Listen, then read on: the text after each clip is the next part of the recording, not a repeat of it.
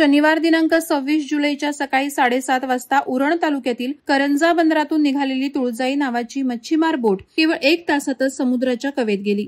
खांदेरी किल्ल्याजवळ भरतीच्या प्रचंड लाटा उसळल्या आणि बोटीचे 2 तुकडे होऊन तिला जलसमाधी मिळाली। यावेळी बोटीवर एकूण 8 खलाशी होते, त्यातील 5 जण डेकवर जागे होते तर 3 जण बोटीच्या केबिनमध्ये होते। लाटांच्या एका तडाख्यानंतर बोट तुटली। डेकवरील 5 जणांनी समुद्रात उड्या घेतल्या। कोणी पाण्याच्या बाटलीचा आधार घेतला तर कोणी बोटीतील इतर वस्तूंचा आधार घेत अनेक तास लाटांशी झुंज देत जिवंत राहिले आणि किनाऱ्यावर आले। तरीही केबिनमधील अडकलेले 3 खलाशी नरेश राम शेलार, धीरज कोळी आणि मुकेश यशवंत पाटील खवळलेल्या समुद्राच्या कवेत अडकले।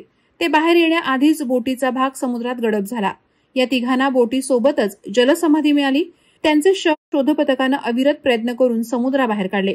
या दुर्घटनेनंतर तुळजाई बोटीचा एक तुकडा सासवणे किनाऱ्यावर वाहून आला आणि खडकांवर अडकलाय।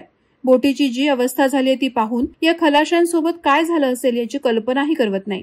खवळलेल्या समुद्रात बोटीची अवस्था अशा प्रकारची झाली असेल तर खलाशांवर किती मोठं संकट आलं असेल याबाबतची कल्पना येते।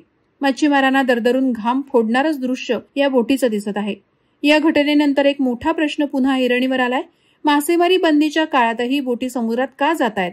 1 जून ते 31 जुलै हा काळ मासेमारीसाठी प्रतिबंधित असतो। समुद्र खवळलेला असतो। मासे प्रजननावस्थेत असतात। हवामान खात्यानं रेड अलर्ट जाहीर केलेला असतो। तरीही तुळजाई बोट समुद्रात का गेली? कोणती यंत्रणा याला परवानगी देते? कोण दुर्लक्ष करतं आणि कोणाचे हात यात ओले झालेत? या सगळ्याचा आता गंभीरपणे शोध घेतला जात असल्याचं प्रथम दर्शनी दिसत आहे।